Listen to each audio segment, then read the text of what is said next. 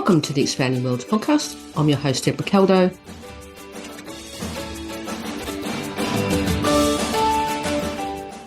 And welcome to this new series on financial future. This series will be focused on some of the ways we can create a financial plan for our children so that they can live their lives in the way they want and we want for them when we're no longer around. But before I talk more about this series, I want to mention something pretty exciting happening on November 1st, which is the release of my husband Graham's new book, What's Possible? Planning a Better Future for Your Young Adult with Additional Needs. Graham's also been my podcast editor from the very beginning back in 2017 when the podcast started. This book is his story, and it's our story as parents, but it's also a culmination of all the knowledge gained from our community, from every guest who has ever been on the podcast. Through listening to and editing all these episodes, Graham gained invaluable insights, which he shares in this book. And we've used all these insights as well in helping our daughter create her life plan. And that's essentially what the book is about planning a future life. We've been able to get her to a place where we can see the future is positive for her, that she has things to look forward to and that she has a plan and she understands where she wants to go. But back to this series, which is focused on finance, which is one of the 4 areas the podcast focuses on, along with daily living, purpose and relationships. And a quick reminder that if you visit expandingworlds.com, you can find on there focus packs where all the episodes are grouped under these areas. Over this series, I'll be talking, as always, to lots of amazing guests around things like guardianships, trusts, how to create good spending habits, and related to that, ideas like delayed gratification. But in this introduction to the series, I want to focus on some of the basic questions that we as parents or guardians need to consider when it comes to thinking about the future financial security of our children. So the first question that needs to be answered is about control. Each of our children has very different abilities. They have different strengths and they have different things that they find challenging. And like with any of the other things that we do with them, whether it's teaching them to cook or to manage their friendships, how we do that depends on the person they are. So the first question to think about is the level of control that you believe they will be able to have over their own financial future. And this is a continuum, if you like, from very little control, which is a guardianship, to the other end of the continuum, which is complete autonomy. And there are lots of different permutations in the middle. The first question to ask is how much control? In my opinion, this question should really be how do we give them as much control as possible while still protecting them, not just against others, but against themselves. Because the reality is that for many of us, we know our children are quite vulnerable to scams, vulnerable to people telling them things that simply aren't true. And it's no different when it comes to managing money. And there's also issues, I think, around understanding of money and what's a need and what's a want. Certainly I know from my own experience that my daughter sometimes confuses the two.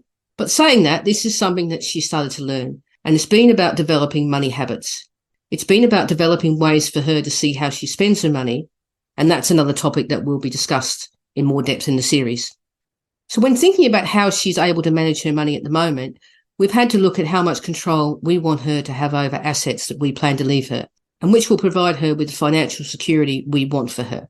And I know some people will be listening and thinking, well, I haven't really got anything to leave. But that's simply not true, because as well as leaving actual money or a house, what you can leave your young person is an attitude towards money. And that's also a very important part of their financial future and their financial security. This attitude towards money, how you see money and how you manage your money, will determine an awful lot. And that's where things like delayed gratification come in. And those kinds of things, which I'm not claiming are easy things to teach our children. They're not easy things to teach anyone, in fact. So there are 2 things there, really. It's about their vulnerability and how we want to protect the money for them in the future. And it's also about their ability with money. Now, the second one is teachable. You can use strategies to teach your child how to manage their money. But it is a long-term thing. It's not something that we can do in the short term. And it also comes with us setting a good example. So we have to look at our own money management and make sure that we've got that under control so that they can see us modelling the kind of behaviour that we want them to have. Our children model our behaviour much longer than perhaps their siblings would. And so it's incredibly important that we model good money management to them. Our role as a teacher is one of the most important roles we have as they get older. And we can help them build those positive money habits that will last long after we are no longer around to support them. So my vision for my daughter is one where she will have control over her day-to-day money. She will have control over what she earns. And that includes any money that she receives from any sort of government assistance. Because the fact is, unless we put in place a guardianship, there's no real way to control that money.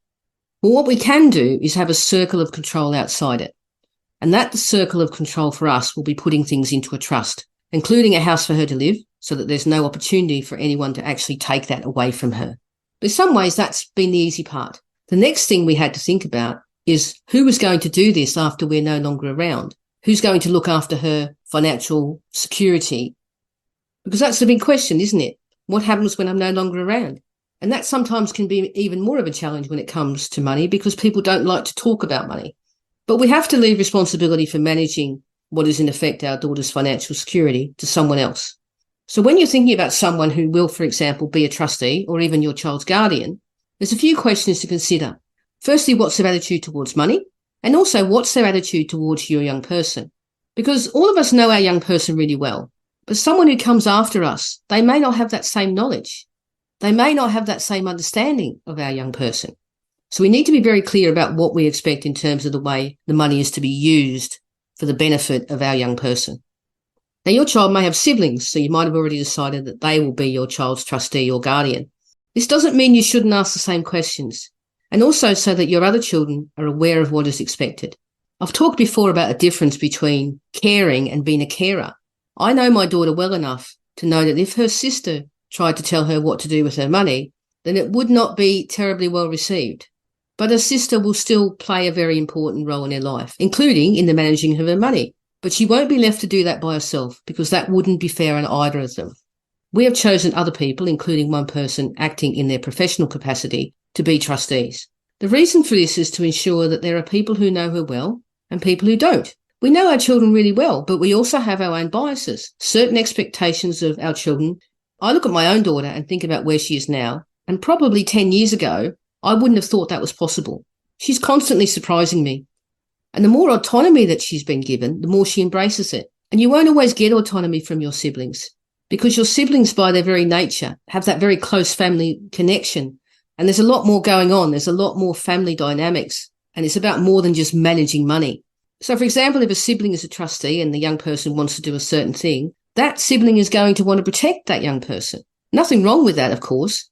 But if that extra protection is actually denying them an opportunity to do something they really want to do, which ultimately would be good for them and would benefit them in the future, then they should be able to do it. So it's important to think about who the trustees or who the guardians will be after you go.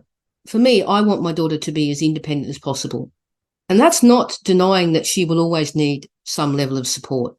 But it is about putting her first in everything she does.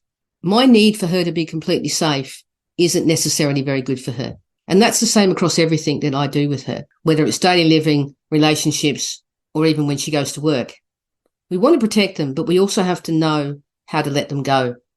And building on this, the final thing I want to talk about is how to go about separating your finances from your child's finances. When our children are young, we do it all. We buy everything.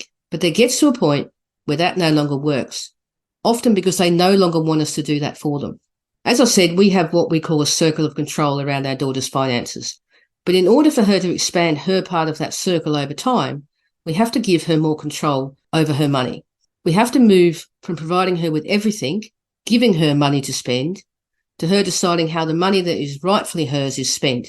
She has to learn to pay her own way. And this has been essential for her, because if she's going to manage her own money in a sustainable way in the future, if she's going to see when someone isn't being truthful with her, she needs to develop good money habits. She needs to create those strategies that will enable her to live day to day and to go to work, to see her friends, pay her fair share, and that be a fair share.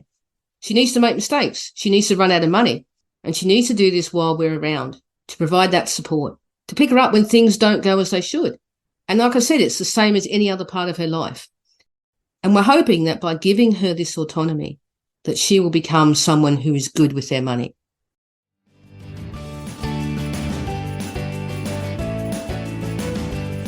Thanks for listening. In the next episode, the focus will be on how to get started, but also remembering that it's never too late to start.